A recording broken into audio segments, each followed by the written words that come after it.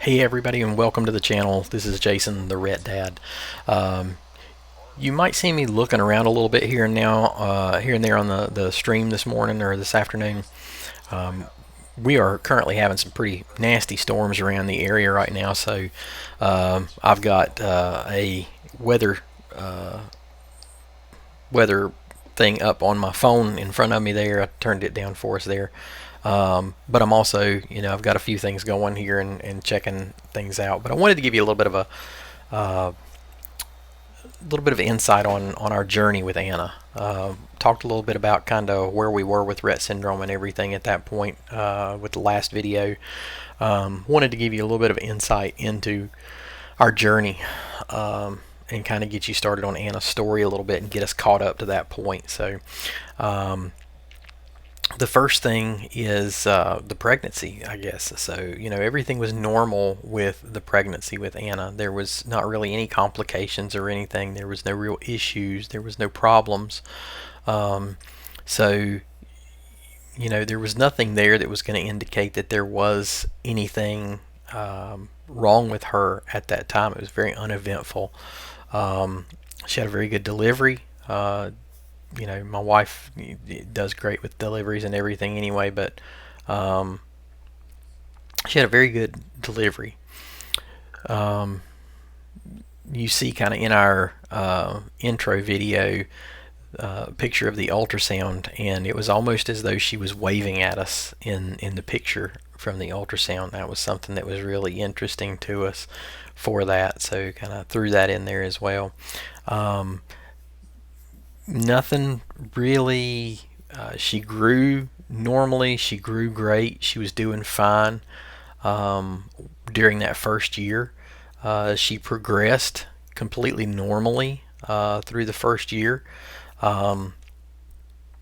She had started to get to the point where she was babbling.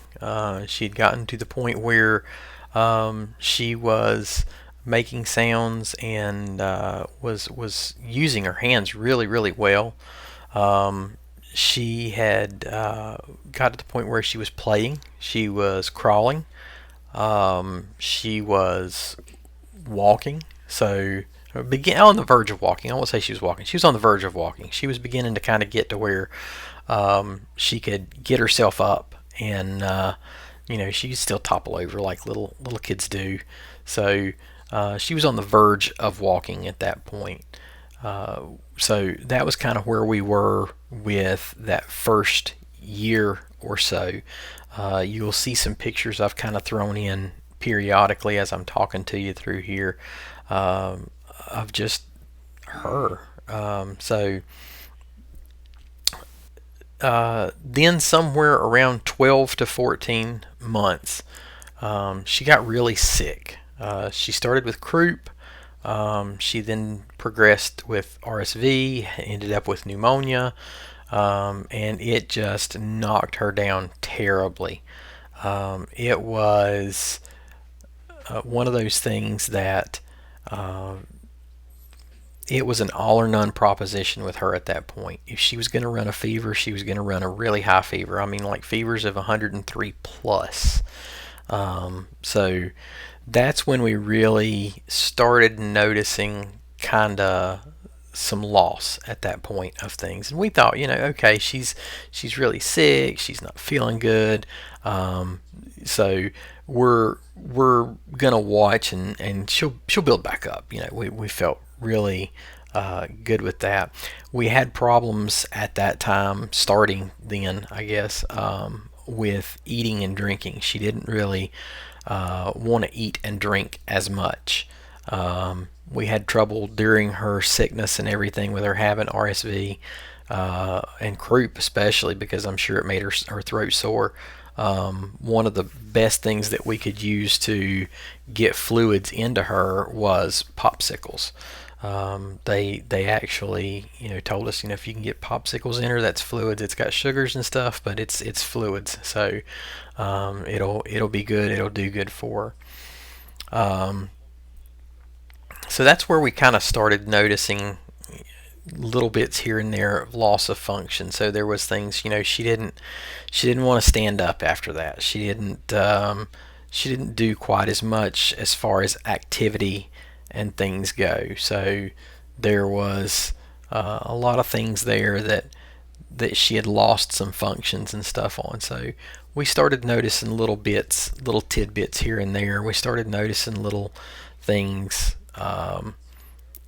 as we went through. So we just decided, we'll see what's going on. And so we waited a little while. We let her get better.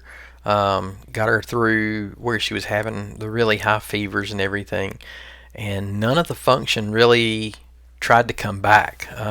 We didn't really have any good answers at that point for what was going on with her. We just knew that she had lost function, and it wasn't coming back.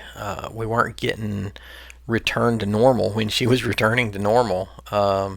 So that's where our fight. I think that's where you could say our fight for a diagnosis really started at that point, because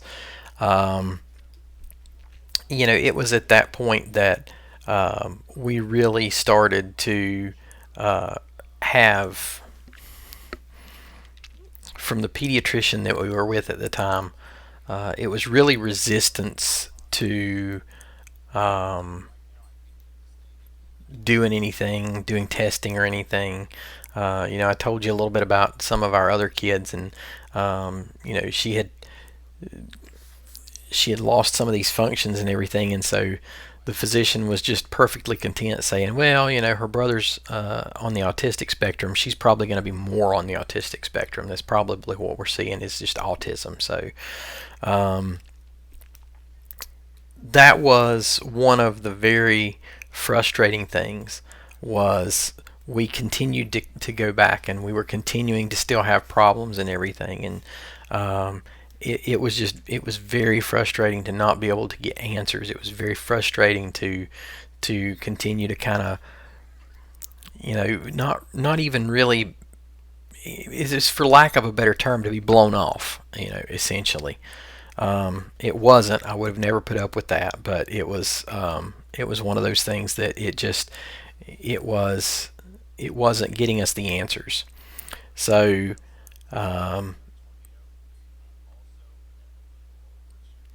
we dealt with this. This is what it probably is approach for a little while. And then once we got through the this is what it probably is phase of things, and we weren't happy and content with the answers of everything, then that's when we started shifting to a different physician. That physician, at that point, we were pretty much done with the pediatrician that we were going to, so we switched over to a family medicine doctor. And with that family medicine doctor, we were really impressed with him. So I guess one of the big things that I can say about that is, don't be afraid to move somewhere else. Don't be afraid to go somewhere else. Don't be afraid to try a different doctor. Don't be afraid to get a second opinion, because it is one of the best decisions at that time, up to that point, that we had made. So we moved doctors, and one of the first things with that was, every time we would, we went in and we're talking with him about everything with Anna, and every time we would bring something up, so she had developed what they call hypotonia, so it's low muscle tone. And we talked to him about the hypotonia, and he's like, okay, but why? Well, I don't know. That's why we're here seeing you. So okay, well, let's talk a little more about other stuff. And so we would talk about some other things, and it would come back to okay, but why? And it almost got a little frustrating during the visit, continuing to hear the okay, but why? But the thing that ended up really cool coming out of that was, in the end, he said, okay, I know it's frustrating for everything at this point. He said, but we've got to uncover the why. You've told me all these things. but you can't tell me the why. So there's no answer as to what's going on at this point. So at that point, he was saying, at this point, there's not enough information for us to say this is what it is or this is what it's not. We need more information. So at that point with everything, we started looking at it, and he said, we need more testing. And for more testing, we really need more information than what I can. He said, I can order tests and stuff, but he said, you need somebody that's more qualified to interpret the tests. So that is where our referrals kind of began. And there's a section of the referrals process that I refer to as the good, the bad, and the ugly. So in going through the referrals, one of the first things that we had was a referral to a developmental pediatrician, and that was at a facility in the western part of our state. So in looking at that and in dealing with that, we went to see him. We had already seen him with our older child. He's actually the one that had diagnosed him with autism. So we started looking at that, and he said, she's a little bit young to be diagnosing her with autism.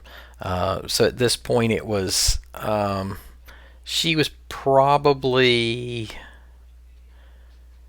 we were probably about 20 months at this point. So, this had been going on for somewhere between 6 and 8 months at this point. So it was, you can see where some of the frustration had come from. From there, we decided that we needed to get genetics involved, and so they referred us to another physician, another facility for the genetics, and that was in the central part of our state. And that's where the bad and the ugly come in, kind of thing, because that geneticist was not really, she's not real high on our list. Let's just put it that way. And that's why, it's another reason why it's kind of, don't be afraid to go for a second opinion. Don't be afraid to switch doctors.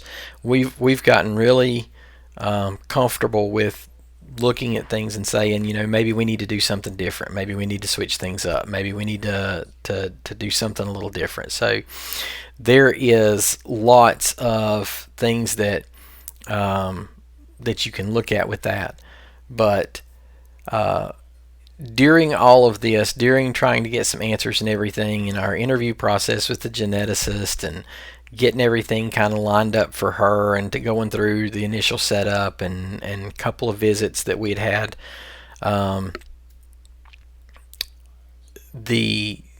she started having seizures. Anna had started to have seizures. And the first one, I was at work. My wife was FaceTiming me, and I looked at her, and I'm like, yeah, she's having a seizure. So we kind of watched for a minute, and she settled down. So it was like, okay, let's see if that happens again. Actually, no, I take that back. Her first one was, we were getting ready to go to a family function, and I noticed something. She was laying on the couch at the time, and I noticed something was a little off at that point. Walked over and could see her twitching and going on like she does when she has seizures. And not every seizure is the same. If you don't know about seizures or anything, not every seizure is the same. So they're not all the ones you see off Grey's Anatomy or something like that. So we ended up getting a referral to a neurologist because of that. That one ended up being in Charlotte, and we absolutely fell in love with that neurologist. So at that point, we've got four physicians. We've got our primary care, we've got our developmental pediatrician, we've got the geneticist, and we've got the neurologist. And in dealing with all of these things and looking at this,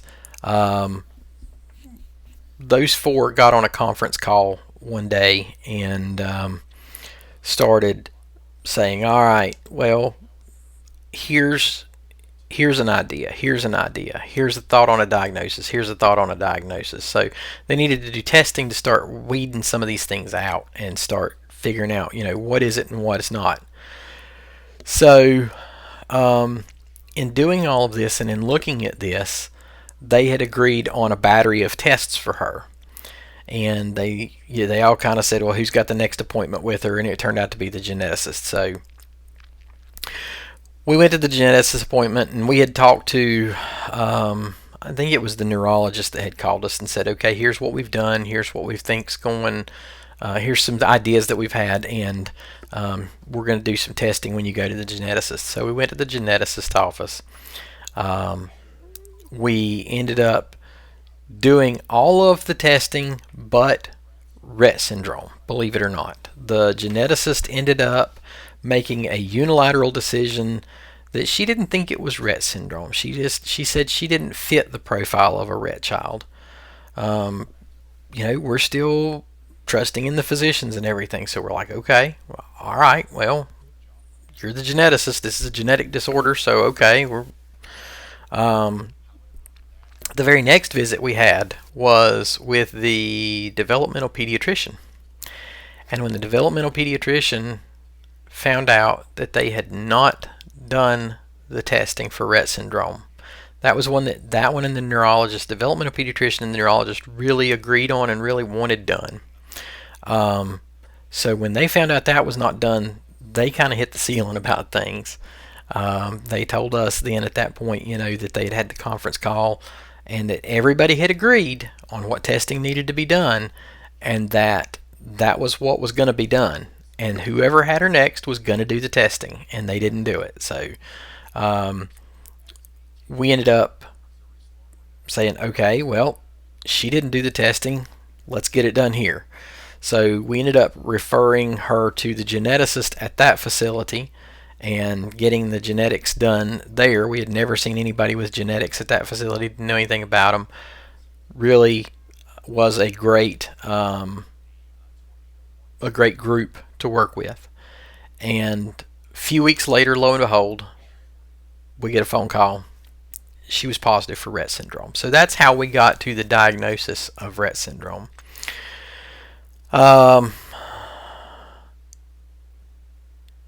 So the first try with genetics was a letdown, and it was very frustrating.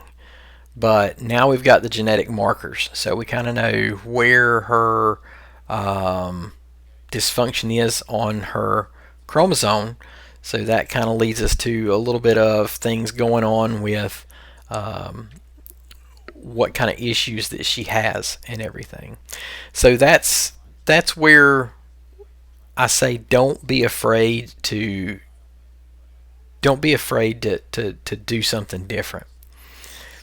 And then we were also having problems with her having intake, proper food, water, things like that. And she was beginning to start be on the lower end. She wasn't losing weight necessarily. She was maintaining, but she wasn't gaining properly anymore.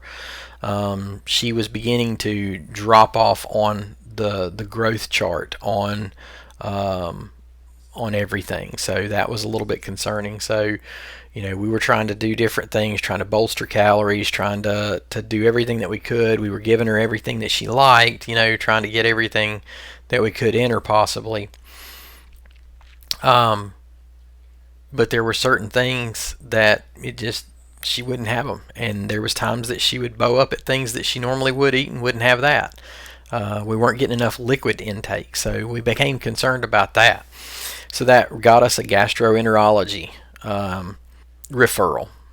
So we got a gastroenterology referral out of that. So in getting that gastroenterology referral, they were the ones that were helping us to try to bolster her calorie intake. At the same time, we were having lots of problems because of her hypotonia, because of the low muscle tone. It was global. It was everywhere in her body. Anywhere that has muscle, she was having problems. So her gut was involved with that, and she started getting really, really constipated. So that's one thing that these kids face. That's one thing that Rett syndrome kids face is constipation issues. So we were trying different things to get her bowels to move, and trying different things to stimulate that muscle contraction and everything. And that's been an ongoing fight for years now. We get progress going, and then we have periods where she doesn't do well for a little while. She doesn't have bowel movement. So it's very problematic at that point whenever you look at that. And you got to kind of flow with things, and not everything that works for one is going to work for the other. One of the first things that they tried with us is Miralax, because it's supposed to be very gentle. It's supposed to be everything. It cramped her stomach so bad she could not take it. So we switched to some different. We tried some homeopathic things. They had tried something, had us make a paste called Yakima paste, and it's prunes and a lot of other stuff to make the bowels move, to stimulate the bowels to move. And she didn't really want anything to do with that, so that didn't work out. We ended up on Milkamag, and Milkamag has worked great for her. So I guess the whole point of that is you got a trial and error phase of things. Don't get frustrated with the trial and error. Not everybody's the same. Not everything works the same for people. So don't get frustrated at the trial and error. It's easy to do. We've done it, and it happens, but don't get frustrated with it. That's one of the biggest things I can tell you, is don't get frustrated. So our big question was, where do we go next? And we ended up with a G-tube. I'm going to save that for another video. I think we've got to a pretty good point where I'll break this video just to kind of keep it in little short segments, and you can watch them as you want, kind of thing, but not to overload people a little bit. But so that gets us through our diagnosis and everything, and kind of shows you some of the referrals that we've had. Now that's just physicians. We've also got physical therapy, speech therapy, occupational therapy, all these things that she does and still currently does. So we're going to have discussions of insurance. We're going to have discussions about the therapies, discussions about the G-tube, discussions about some of the things that we've had to help us with her seizures, different medicines, a device that we've got now with her called a VNS, or a vagal nerve stimulator. Is another one of the great things that we did with her. So all of those different things we'll go into with different videos, but just to break them down into shorter little pieces, I think this will probably be the longest one out of it, and then we'll have some shorter segments from there. So thank you guys for sticking with me. I know this has been a long video. Thank you for sticking with me. Don't forget to subscribe to the channel and like the video. It's greatly appreciated. That way it just gets into more people's hands. Hopefully it'll help somebody. So thank you guys again, and I hope you have a great day.